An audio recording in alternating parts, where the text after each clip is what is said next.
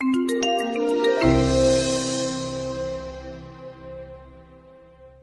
a course to learn something about a framework called Scrum I'd never seen. I wasn't convinced, so we just started sprinting, put our work up on the wall and kept inspecting notes, post-it notes.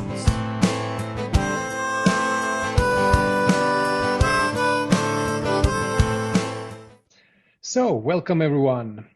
This is the Tools for Scrum Masters track in the Scrum Masters Summit 2021 online conference. And my name is Martin von Weissenberg, and I'm the track chair, I suppose, for this particular little track about tools for Scrum Masters.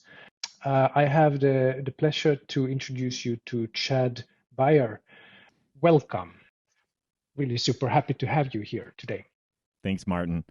I'm excited to be here. So I run my own company, whiteboardconsulting.org, and I'm based out of Wisconsin in the United States.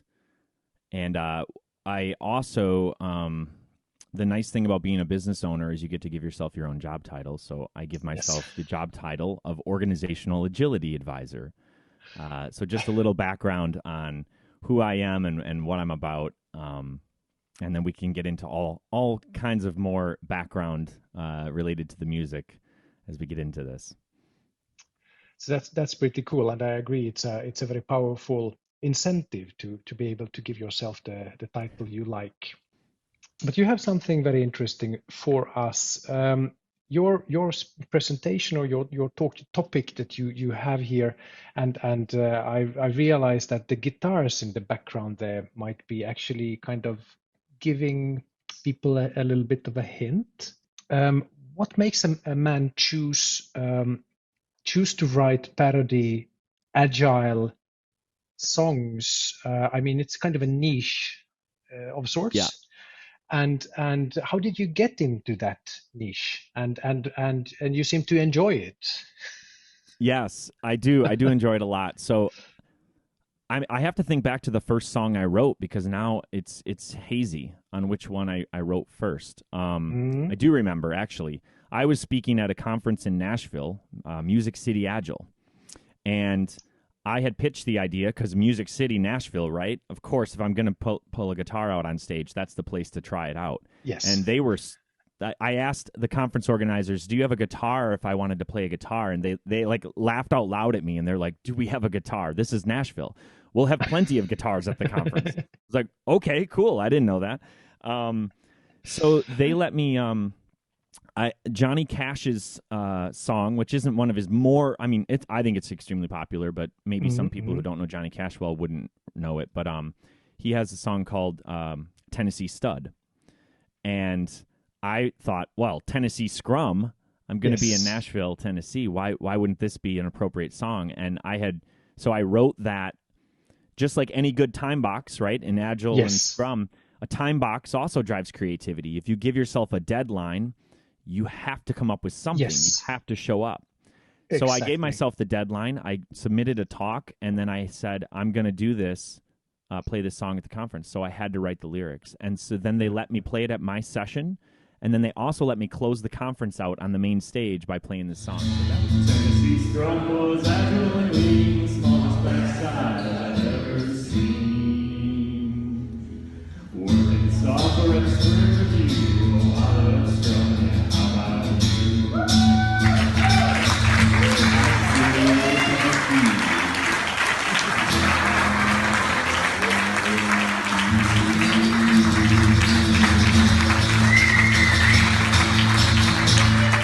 That was the beginning of most of this. Launched a new career, and about the deadlines, I think it's attributed to Louis Armstrong. The quote, "Don't give me time, give me deadlines." Yes, basically. So that's kind of resonates nicely with Scrum also having a very, very short time box. You need to present tomorrow morning at 9 or something. So absolutely. And so the behind the music, right? Actually this talk title that I submitted to this summit, right? is a parody in itself. I made fun of the Behind the Music VH1 documentary style, about actual musicians and artists. And so I'm making fun of myself in that as well, in that we're doing a Behind the Music about me, who I'm not famous. I'm just a guy who picks up a guitar and sings some Scrum songs. But all the lyrics that I write, they're inspired by my background. And my background, I really started in web development, programming, led into Java programming.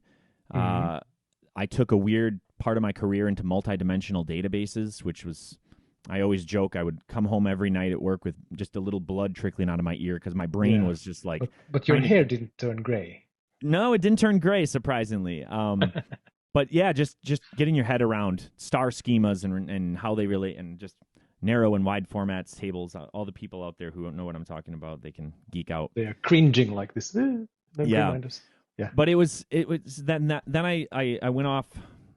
I wasn't very happy, I don't think, in those roles, and so I went into business analysis, eventually project management, and then I don't think I was very happy in those roles either. So it's always the hard, the tough things in life, I think, that shape character and shape your well, even entering the realm of consulting, which is what I did after project management, was scary for me, but I felt like I had enough battle scars of doing things the wrong way, potentially, that I could help others avoid that. And that's what led me into the realm of consulting. So it's, a lot of my lyrics are inspired by things that in my coaching and advising days in the consulting realm with various clients, hundreds of teams that I've been with, and patterns that you see across many Scrum teams, Kanban teams, Agile delivery teams. Yes, exactly. And then you can pick them up. It requires, I suppose, from the listeners a certain level of kind of understanding that they see through the sarcasm, and they see through the jokes and realize this. Yes, the satire in the lyrics is it's required that you hit the audience right? So it's kind of scary having it out on YouTube, because somebody who randomly gets that recommended on YouTube, they might be like, thumbs down, I have no idea what this content is, right? This is weird. Yeah. So you do have to know, you have to hit that niche audience that understands all the Agile. Yes. All that said, I think, I've been joking for years now. There's an HBO series called Silicon Valley. I'm sure some people have heard of it, but I'm quite sure. I'm personally not aware of that one. But so it makes fun of just kind of the whole Silicon Valley startup culture. Silicon Valley. Yeah, Silicon Valley. It's actually not spelled that way, but maybe that's. But I've always thought, Agile and Scrum and Kanban, all these things in this community that we're a part of, they are ubiquitous enough around the world, in my opinion, that we could have a Netflix special, a Netflix series that is comical about all the funny things that happen during an Agile transformation, or, so I truly think someone somewhere down the road should write a script and pitch it to Netflix, because there is an audience out there. There's millions of us around the world practicing Agile something. And I think the audience is growing. So that's also kind of what nudged me to this point. My good friend and colleague, Jeff Buballs, he's co-host of the Agile Wire podcast. Jeff Molesky, two Jeffs, one podcast. He is my personal life coach, and so he nudges me over the things that I'm afraid to do. So I'm actually a quite private person. And so posting that first YouTube video was scary, right? First, Huge it was LinkedIn. Step. Yeah, a crazy, scary step. He first said, well, do it on LinkedIn, because LinkedIn isn't permanent. It's on your feed. It fades away. No one sees it. And he got me to do that. And then I never thought I would do that. And then finally, he kept twisting my arm and nudging me like any good coach does. And before I know it, I have a YouTube channel now with multiple videos posted. And it's okay. Like, the world didn't melt down. I'm still staying sane. It's fine. So I've been enjoying it, but it's the same thing. And there is this niche, I'm like the Weird Al Yankovic of the Agile community. It's starting to feel like. Yeah. Yes. How far I take it, I guess, it's sort of up to me. But Well, we are looking forward to seeing the full production set, with Yes. dance moves and supporting choir in the background, everything. Speaking of which, which would you say is your kind of favorite of the parody songs that you've written? Well, since I'm posting on YouTube now, I can tell you what Yep. YouTube says is the favorite. So this could Yeah. be that it was novel and it was one of the first that I posted. But Hey Scrum Master, title Hey Scrum Master, which Yeah. is a parody of Hey Soul Sister by Train, Right. is the one that really seemed to resonate with the community, and the views kind of skyrocketed. And I mean, they're not like millions of views, but for somebody who just started a YouTube channel, I was completely humbled at how quickly the views racked up on that one. Yeah. And what I didn't, just like any good Agile feedback loop, right? Because I'm iterating on these as well. Every video I post, I'm trying to get a little better. And just like any good Agile feedback loop, we think we know, right? When we're looking at a product backlog, we think we have some value on there, but it's assumed value until we actually release it to a customer or a user and find out, was it valuable? And when I launched this video, I thought it was just going to be sort of a funny thing and people would laugh at it. What I was shocked by was the overwhelming response from Scrum Masters around the world who reached out to me on LinkedIn and said, thank you for this. Thank you for appreciating this tough job that we do. Yeah. And that I just didn't expect that. I didn't know I was going to make such an emotional connection with people. And it really made me, it was surprising. It made me feel a little bit more of a burden now, like, wow, like what I thought I was going to do with this song, it's not what happened. But it was a good result, right? Yeah, but that's the thing. Some products or some things we do, they take on a life of their own if we are lucky, and people resonate maybe in a different way. It's like somebody said, the best kind of feedback ever is when you hear that the customer has taken our piece of software and perverted it into something it wasn't designed to do somehow. And I really and this song is brilliant. It's kind of warm-hearted, a kind of a from a member of the development team, kind of satirical about the Scrum Master role and singing to the Scrum Master. I really love this one. How you could bring it, take it in so many different directions, but this is kind of very warm-hearted satire. They do appreciate the Scrum Master. I believe in you as a servant, you're a leader, and I'm always gonna want you on our team. Hey, Scrum Master, I know we're a disaster. Every sprint we sprint, an increment we create that ain't transparent. Hey, Scrum Master, I don't wanna miss a single Scrum event this sprint. And like any lyrics to songs that we love, right? There's always, everyone takes a little bit different interpretation away from them, and sometimes artists like that because it's more accessible to a larger audience. And so when I was thinking through this for today, I was thinking, well, what did inspire that? And I have a few things in my mind that kind of led me to the song. Scrum is hard. Right? It is. Everyone has a unique. It's difficult. It's difficult, and they have a unique, but yet similar story with their beginnings of discovering Scrum or being on a Scrum team. And so that's the overarching part of that song is there's a pattern of things that I expected people would resonate with, and then teams learning and growing together. Like there's this progression in most of my songs, and I'm also trying to make them educational. Teach people the Scrum events, the things that you do, the best you can with it, working within the constraints of lyrics and rhymes. And then the overarching thing, and then the other thing that I guess was more unexpected, but I did see now in the song afterwards, is kind of recognition to the Scrum Master role, right? It's a tough role. You're a teacher, you're a coach, you're a facilitator, a mentor sometimes, just maybe a sounding board. Sometimes you're speaking, sometimes you're not speaking at all. It's an indirect role that is so impactful. And I think that is, sometimes it is, again, maybe not appreciated enough, because they are constantly there to challenge a status quo. To make Scrum more effective in most organizations means making the organization more effective and removing all the status quo processes that hold you back. And so it's a never-ending, wake up every day and face a new challenge. And so I think that's what I found with this song again.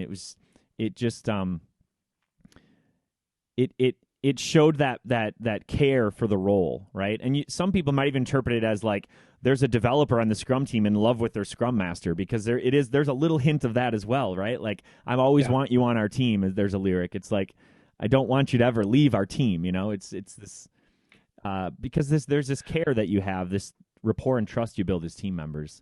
Yes, so it's not really a love song as such, but it's kind of a song of appreciation, and I like that. And I also, you mentioned that Scrum Masters are coming back to you, or kind of reaching out and saying, so good that you wrote this song about the job or the role, and somehow the as you said, most teams do appreciate the Scrum Masters, but they don't say it outright. Yes, I believe.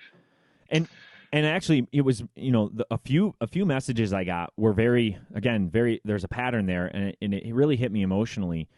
Some people just said, like, I had a really tough week, and I really needed this. And that just hit me, right? I was like, wow. Like, it made me feel very, a little squishy inside, because it's just, I didn't think that I'd cheer somebody up that much in a week who really needed it. So, those comments are all things that are just fueling me to want to do more of this too. Yeah. So you mentioned a couple of songs already. So Scrum I Got, that was the first one you wrote, and we also talked now about Hey Scrum Master, right? Yeah. So is there anything else you would like, any other song you would like to pull out specifically and kind of? Well, so Scrum I Got that's not the first one I wrote, but it's it's one that's going to be released soon. So it's recorded. Oh, sorry, I messed up. That's okay. No, that's fine. The audio is recorded. It is. I have to shoot the video yet. Yeah. But Scrum I Got is a parody of What I Got by Sublime. For those, you can tell that a lot of my songs are inspired by the 1990s. But I do promise there's going to be some 60s, 70s, 80s coming. But yeah, and the first one you wrote was Tennessee Scrum. Tennessee Scrum, which is not posted anywhere. It's probably somewhere on the internet if you look for it in a live format. There's a bootleg available. Yeah, there's a bootleg version out there somewhere. Maybe a cover. No. But maybe I'll put that one down at some point. But it's Scrum I Got is really, more about just like relax, like chill out and give Scrum a try. Like don't stress the small stuff. There's almost a theme in a lot of this of just getting started, right? And that's the educational part of this, and because I do teach Scrum all the time. In a nutshell, it's not all of this stuff is not that hard. You can use Scrum, you can use Kanban, you can make up your own thing and call it Agile. But if you just slice things small, check your progress, show your work, reflect, refactor, improve, and then go help someone else do that, like, it's contagious and it's going to work for you. Scrum is popular because it does all that stuff in a nice packaged framework. So that's why everyone always is seeking out Scrum. So Scrum I Got is about just, get out there. Don't worry about dates on the calendar, the requirements. Did you write your user story correctly? Just there's a lyric in that. I don't cry when my stakeholders fight. Scrum is what I got. Expect and adapt. I don't cry when my stakeholders fight. Don't get angry at the code I have to write. Don't get angry when my work's not done. After this sprint, we start the next one. Requirements and testing, it's all the same. Factoring your code's the only way to stay sane. Let's be agile, let's use Scrum for agility. Which we've all been in sprint reviews where there's that uncomfortable like disagreement between stakeholders on what to do next, right? And it's like, yeah, don't worry about it. Out. Yeah, just figure. they'll be fine. They'll work it out, and another sprint is going to start, and you'll pull something off the backlog, and you'll deliver some great value. Yes, exactly. So, yeah, that they can start fighting over. On Scrum, I got. That's a pretty good one. So what? I like that one. It's one of my favorites because of the kind of the relaxed message. Maybe, I don't know. It's just fun to listen to, which is a value in itself. But what I wanted to ask, what are your musical roots? So you mentioned Weird Al previously, but is there anyone else? I mean, you don't get into kind of parody music unless you enjoy listening to Weird Al. Or is there something else? I mean, Monty Python, or what's rocked your boat when you were younger? I guess I'm familiar with Monty Python and Weird Al and all of those. So I think I've always enjoyed comedy. Now, as you bring this up, you're making me think deeply here now on the spot. But now I enjoy going out on Netflix and just watching comedy specials still. So there's something about comedy that intrigues me. And then the musical background, I think, again, I was in choir as a kid. I took piano, so I had some background there. And that's super useful.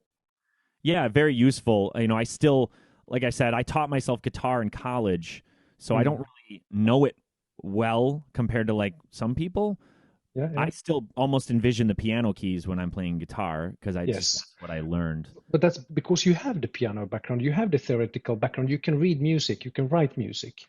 So that's the base that allows you then as a musician or as a guitar owner, whatever, to basically to move on because you have that in place. It's like having the agile values and principles in mind or understanding what they are, and then you can pick up Kanban, you can pick up Scrum, you can do DevOps, whatever you like, because it's all based on the same theory, and you recognize Beethoven when somebody plays it, and you can separate it from Elvis Presley, because I mean thematically and historically. Yeah, so I think it just, I've enjoyed comedy.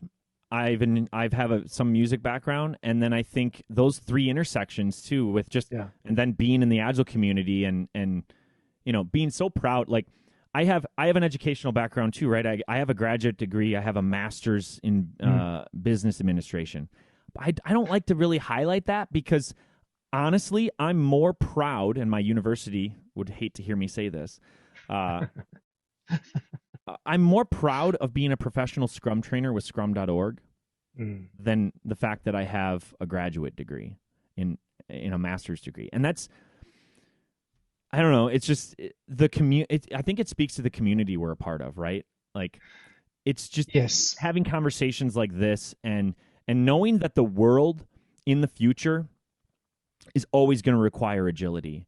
For me, I just feel like I'm in this space where I'm doing the right. It's not the right thing, but I'm doing something that I feel is important, and I can contribute to the world. Right? I can help optimize organizations, big and small, to just be better, be leaner, be faster, which just is required in the world around us. So and then I think it's just making work fun and me just having a creative outlet. I think it's just all an intersection of and again, having the control when you run your own company. There's no one telling you, oh, you can't do that on a Friday. You can't pick up the guitar and write a song. You need to be out billing at a client. Like invoiceable hours. There's a lot of control you get over business ownership, and I think that opened up a big opportunity for me as well. So what you just said is kind of resonating quite a lot with me. I think I somehow got involved in Agile early enough that it was still a kind of a learning, learning community where people try out different things and they kind of ask each other questions and they share fun stuff and more kind of perhaps less fun, but sometimes more useful stuff, and so on. And we have gone into, there was a kind of a period where we had, 2010 or 2012 or something like that, when there was a lot of solutions popping up, and everyone needed to have a scaled model or a kind of a big agile framework of sorts, and that kind of took the focus away. And somehow I long for the good old days when you could just sit down and play some music and have a beer and laugh about stuff together and share anecdotes and learn from each other. Yeah. We missed something there. And I think that's one big theme I have across all these songs that I'm releasing. I'm actually deliberately now trying to ensure there's an educational component to these, and there's a fun part that, a Scrum Master can take this to a retrospective and play it with their team, or they could play it at a sprint review, or they can just, get some joy out of it themselves. Because they do all have a theme of either just get started with Scrum or get started with something Agile, or there's also going to be some maybe darker themes down the road here where I tell some stories that are, the tough songs. So I have a few. I'll just drop them so that people know there's a preview. But like, the song "California Dreamin'." Yes, I know the one.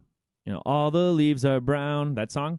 Yes. I have one called "Waterfall Dreaming," and I think the opening line is "All the dates have slipped," and it's a kind of it's a negative story about waterfall days that I experienced, phase gate approach projects.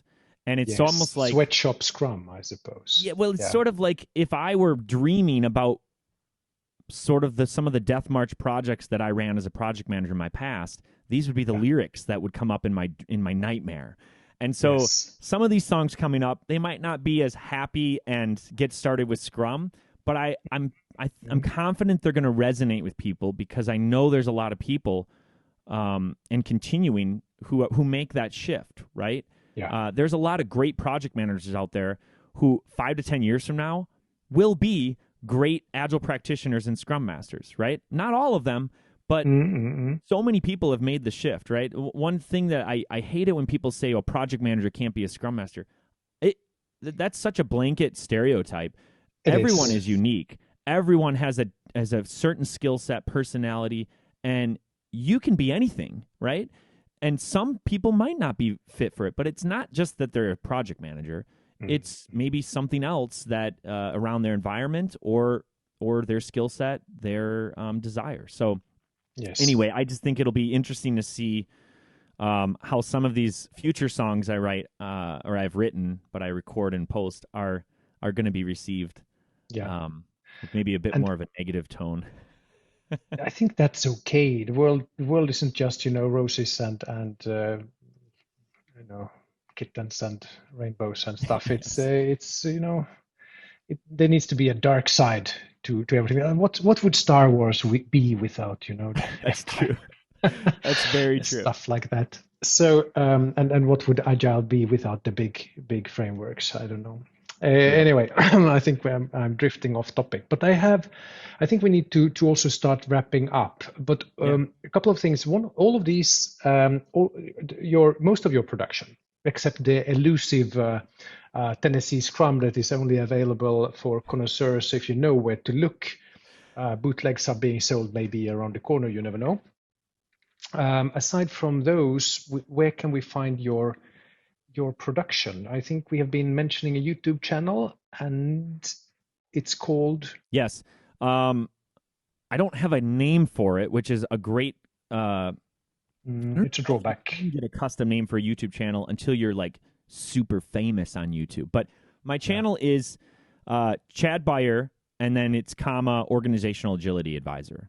So that's the way to find me on YouTube, so that you don't find some old personal account of mine that is not where I'm posting videos. So Chad Beier, Organizational Agility Advisor, is the name on YouTube. Good. And I'll make sure to dig it up and post it here around our video so people can find it easy to click it. I have another question. As a consultant, how do you invoice shower time? No, that's so funny. No need to answer that one. It's so funny because I've used that as an example of how silly it is that we have employees track their hours at work. And I always use that case. I was like, when your programmer comes up with the solution in the shower in the morning, can they charge that time for their workday? Right? It's just because we're working all the time, really. Knowledge workers' brains are always working. Exactly, 24/7. It feels like you wake up in the morning and you had this weird dream, and then you're like, interesting. Could I apply that somehow? But that's a whole Theory X, Theory Y conversation we can get into another day, I'm sure. Yes. Let's postpone it for later. I'm asking for a friend, by the way. No. And that's about it, I think. Final question: is there anything you would like to say to our audience before we close it for today? Anything you would like to? Yeah.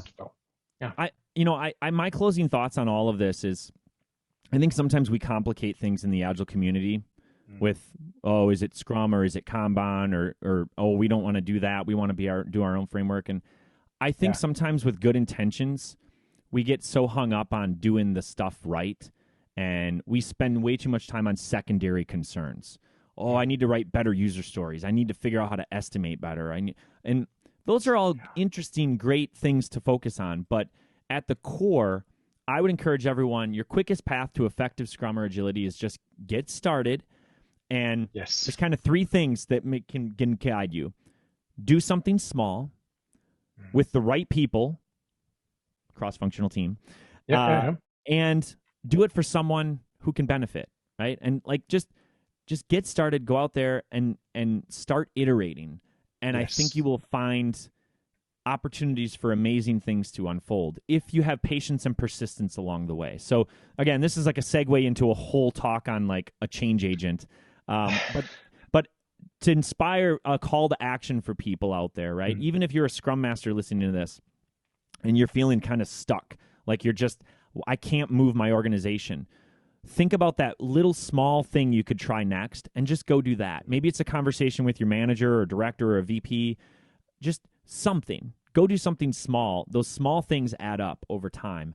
You just have to be patient, persistent, and keep on moving forward. Thank you very much. I think that was super insightful. So as a closing remark and a call to action for people. So I fully support you on this. Awesome. Thanks for having me. Thank you very much. It's been a pleasure. It's really been a pleasure. So thank you everyone for staying with us. This was the Tools for Scrum Masters track in the Scrum Master Summit 2021 online conference. We had Chad Beier here today with some superb, still laughing at them somehow, superb satire songs, parody songs about Scrum mastering, everything Agile. And I'm really looking forward. I hope we can see more of your production later. So be sure to follow the YouTube channel of Chad. So thank you very much, everyone, and see you later. Bye-bye.